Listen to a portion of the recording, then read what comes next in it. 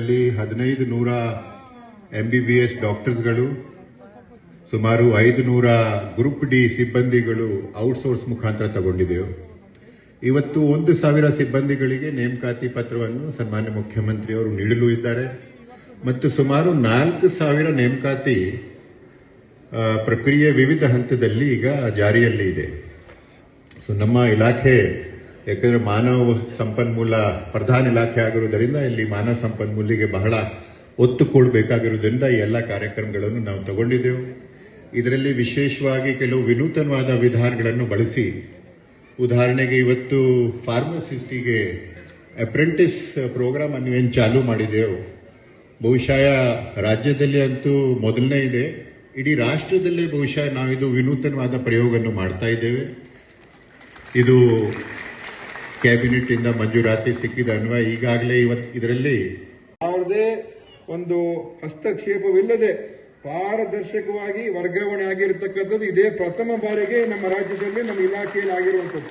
5700 ಜನ ಹೋದ ವರ್ಷ ಮಾಡಿದವು ಸರ್. ಈ ವರ್ಷ ಮತ್ತೆ ಏಪ್ರಿಲ್ ತಿಂಗಳಲ್ಲಿ ಆಗ್ತದೆ. ಅದರಲ್ಲೂ ಕೂಡ ಸ್ವಲ್ಪ ಮಾರ್ಪಾಡುಗಳನ್ನು ಮಾಡಿಕೊಂಡಿದ್ದೇವೆ. ಆದರೆ ಪಾರದರ್ಶಕತೆ ಮತ್ತು ಆಡಳಿತ ವ್ಯವಸ್ಥೆಗೆ ಸುಧಾರಣೆ ತರತಕ್ಕಂಥ ಒಂದು ದೊಡ್ಡ ಕ್ರಮ ನಿಮ್ಮ ಬೆಂಬಲ ಇಲ್ಲದೆ ಹೋಗಿದ್ದಿದ್ರೆ ಇದನ್ನು ಮಾಡಕ್ ಆಗ್ತಾ ಇರಲಿಲ್ಲ. ಯಾಕಂದ್ರೆ ಇದರಲ್ಲಿ ರಾಜಕೀಯ ಹಸ್ತಕ್ಷೇಪ ಕೂಡ ಹೆಚ್ಚಾಗ್ತದೆ. ಅದಕ್ಕೋಸ್ಕರನೇ ಯಾರ ಒಂದು ಹಸ್ತಕ್ಷೇಪವಿಲ್ಲದೆ ಪಾರದರ್ಶಕವಾದಂತಹ ಒಂದು ವ್ಯವಸ್ಥೆಯನ್ನ ಇವತ್ತು ನಾವು ತಗೊಂಡ್ಬಂದಿರುವಂತದ್ದು.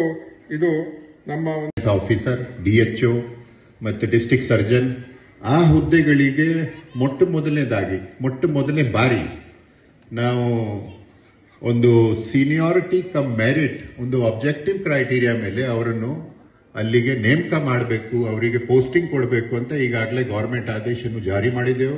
ಮುಂದಿನ ದಿನಗಳಲ್ಲಿ ಇದು ಒಂದು ನನ್ನ ದೃಷ್ಟಿಯಲ್ಲಿ ಇದು ಬಹಳ ಕ್ರಾಂತಿಕಾರಿ ಬದಲಾವಣೆ ತರುವಂತಹ ಒಂದು ಹೆಜ್ಜೆ ಆಗ್ತದೆ.